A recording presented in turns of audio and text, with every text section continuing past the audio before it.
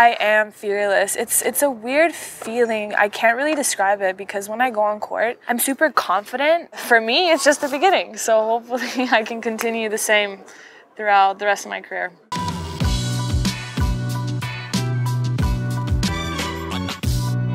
Hi Bianca, nice to see you here.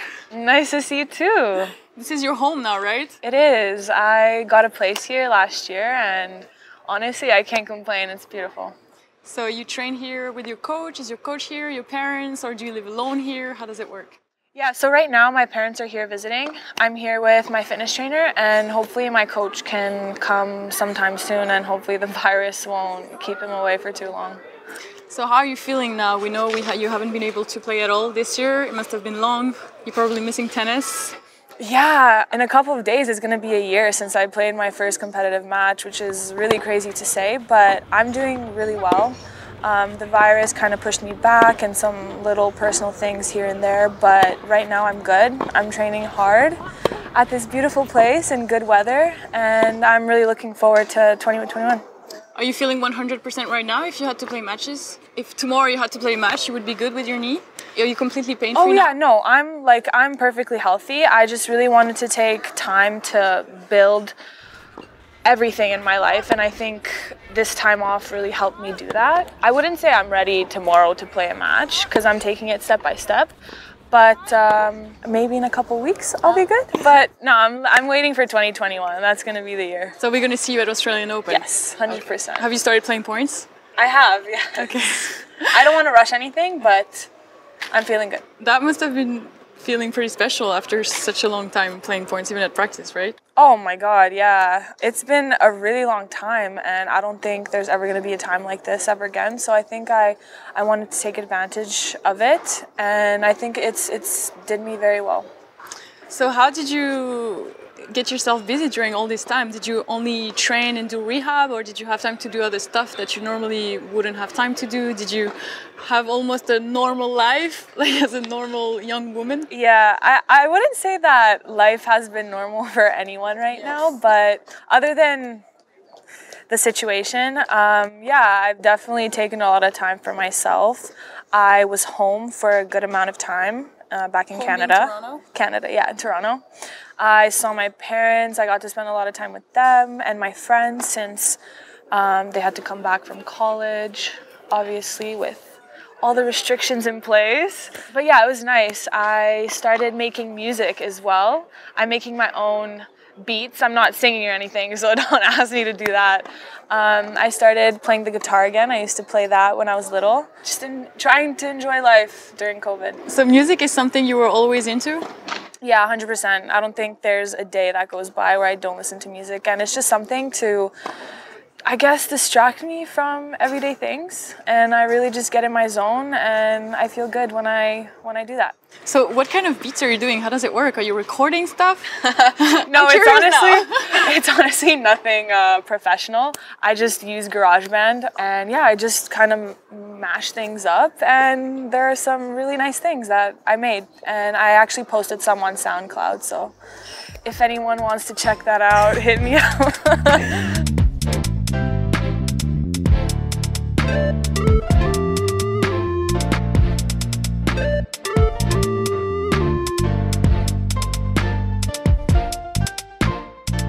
So you're gonna try to sing soon? Oh, no. I'll leave that to whoever wants to do that. Maybe collab with you. I'll stick to tennis for now. Have you seen there's a few guys that have been starting it? Actually, Dennis. I know. Shapovalov. Yeah, he actually came out with a couple of songs and recently he came out with one with Quarantine, actually. Yeah, you know I got that drip down. Drip down. Made another meal with that drip down. Drip down. Get another kill with that drip down. Drip down. Gotta leave my crib with that drip, drip, drip, drip. It's pretty cool. It's nice to get like a different vibe in the tennis world. I think it brings people together in a way because it's something different, something they haven't seen before. You know, I'm really good friends with Heidi Eltabach, your Fed Cup captain, and there's one thing she always tells me about you is that this girl is fearless. Every time we talk about you, that's what comes out. She was always telling me about the US Open when they were in the box and sometimes they would get nervous, but she would tell me on the court she wouldn't fear anything. It's like she couldn't lose a match. Would you say this is how you feel inside? or how you were feeling at that moment? Or Yeah, for sure. Heidi has always been there for me, and she's the most supportive and intelligent person I know. So thank you for that, Heidi. You're so sweet. I am fearless. It's a weird feeling. I can't really describe it because when I go on court, I'm super confident, but not in like a way that will destroy me or make it seem like I'm cocky. But I really trust in my abilities. When you're prepared, you've won half the battle. So to get me to that confident spot, I try my best to prepare myself as best as I can, and then I just let my instincts do the work afterwards. But that obviously comes with years of work and effort and sacrifice and all of that. So it's not like it was overnight, but I've really found a balance for me personally with how I want to feel before I step on the court, how I want to be when I'm on the court, and the whole recovery process after that. And it's really been a tough journey, but it's really worth it. since when would you say that you've come to this point of feeling like that? For me, I think something really clicked in my preseason before my 2019 run. I remember I just felt really good waking up in the morning, playing tennis. I don't think I lost a set during that whole period. And At practice? yeah, in practice. I don't know, I felt really confident. I don't know what it was, but something clicked. I was able to do really well right from the start of the season. I kind of carried that throughout the rest of the year. Obviously, there were some setbacks, but I bounced back right away, and I think that really showed me that I can bounce back no matter what. So hopefully I can continue that for my 2021 season. But right now I'm feeling good, so I think that'll be the case. Yeah, I read your Behind the Racket, and you said that at some point you went through a lot of thinking about changing your mindset and nutrition and changing your entourage. I was wondering, what was the mindset you changed? That point was really tough for me because I was dealing with a lot of stuff. Not only on the court, but off the court as well, with different things. Yeah, I remember I lost like first round. That was my first year, kind of. That was more towards the end of the year, but like playing WTA events, and I remember I just kept losing. So it just kind of piled up on me, and that was the year I actually had the choice either to go pro or go to school, and that was honestly like a tough choice for me. So you were thinking of going to school instead of going pro? I had offers, and like before that I had my mindset like I'm going pro, blah blah blah. But just during that time when I had to choose, I don't know, something just wasn't going right in my life, and I was doubting myself like, oh, maybe I shouldn't have turned pro, this and that. But I know I made the right decision. And that's because I had amazing people in my life at the time. I had my parents, I had my close friends that really showed me who I was. And they just kept telling me, like, tennis is your life. You've always wanted to become a professional tennis player. Don't let this little setback deprive you from what your actual dream is. It's super important to have people that support you and that really want the best for you. Sometimes you may not always know that until it's too late, but it is what it is. It's life. You also said in the Behind the Racket article that you wrote that you found yourself being too overwhelmed by people's expectations because you started doing really well. I was wondering how you felt now, because you're going to come back to tennis. Maybe everybody's going to wait for you to win everything since you did so good last year. How do you feel about that? Yeah, back then I was young and I didn't have a lot of experience, but now, since I've had more experience of how it would be, I'm better at controlling other factors about myself.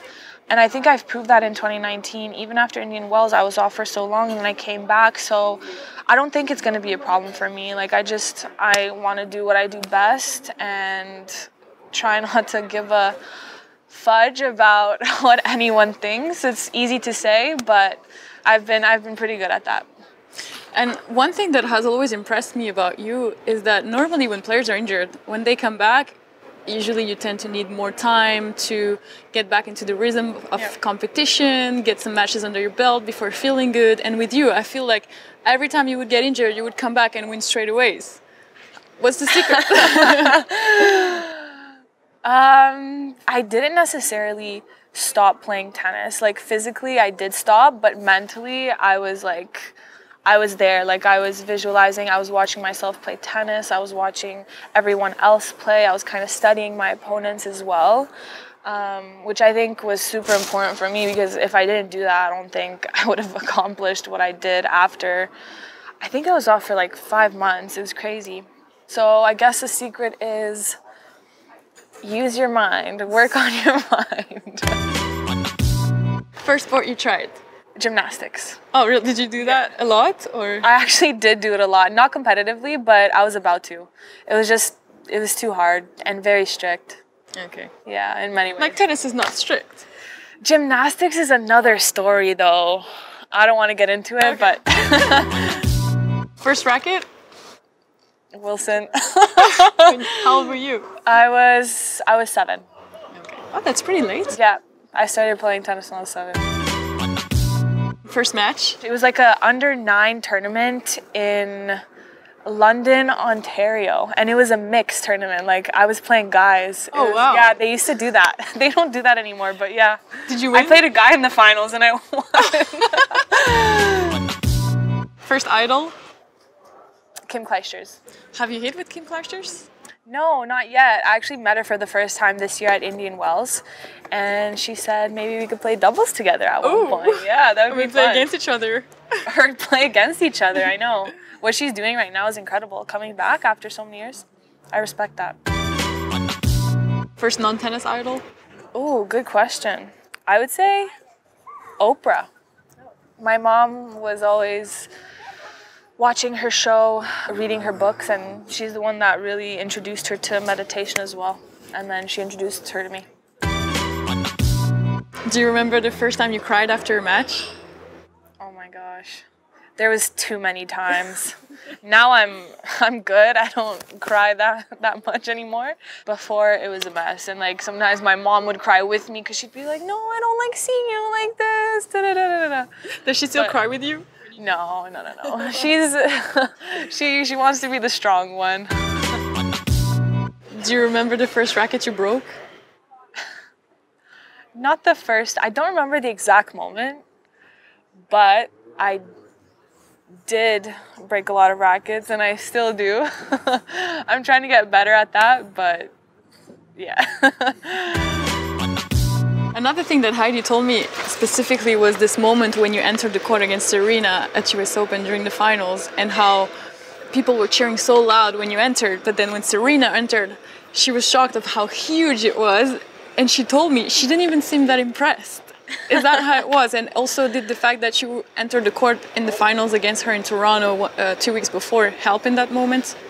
Yeah, the crowd was definitely loud, but it was nice to hear that the difference wasn't as big, because Serena's Serena, you know, but during the match you could tell that obviously they were for her. But for sure the match in Toronto really helped me get more prepared in a better way for this match. Obviously different circumstances, different environment, but I knew how I would feel before the match, so I better handled my emotions.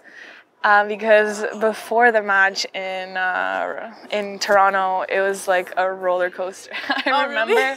Yeah. Oh boy. I remember actually my coach was giving me a pep talk, and I remember I just bursted down, and I cried for like a good 5 minutes, and that was right before the match, and I was still wiping down my tears when I was walking on the court to put my bag down and everything. But at the US Open, it was a different situation. And I also got a feel of how she hit as well, and like the speed of her ball and everything. During so I 4 think games. 4 games, yeah, but they did count. So yeah, it definitely helped. So you were overwhelmed by just so much happening and you couldn't define it? Or was it being scared of playing her? Or was it because you wanted it too bad? Or It was everything. I was playing in front of my home crowd. I was playing against one of the best players of all time, who I've watched play my entire life. I guess it was also the pressure that I put on myself for wanting to win. Because for me, every tournament I go to, I want to win. Like, no matter what, I want to win. And during the second set, during the finals at US Open, when you went from 5-love up to 5-all, It was 5-1. It was 5-1. Yeah, sorry, 5-1. Not as bad. What did go through your mind? I really thought I had her at 5-1. I'm not sure if she was serving or I was serving. Maybe I got too in my head and too confident, like, oh, I'm up 5-1 now against Serena. No, it's like I'm gonna win this next game. But too confident. It was maybe a little bit. I can't really go back now, but like you let your guard down a little bit. That also could probably be it, because I know myself and. It could just go all over the place, yeah. And then the crowd was just next level after that for Serena. And I remember saying to myself, try to win as many points as possible so the crowd would shut up. Because for me, they were cheering, but at that point, like, it was like this. And I remember I could hear some Canadians like, let's go Canada. It was really cute. But in general, it always seems that those matches make you more pumped and nervous. Yeah, I definitely like playing in front of big crowds on big stages. Not because I want to impress anyone, that could also be a part of it, but I just like the energy of everything. It just gets me riled up. Like, for example, when they were cheering for her, at first it kind of brought me down a little bit, but then it kind of like lifted me up and gave me more motivation to push harder to win. And it could even be the opposite. Like, they could be for me the whole match and they just give me energy to just continue what I'm doing. So it's really like a balance. You feed from the energy. Yeah, exactly. Did you ever think of having such a good year in 2019? No, not at all. It was all of a surprise for not just me, but for my entire team. They always believed in me and I always believed in myself, but we didn't expect it to come so soon.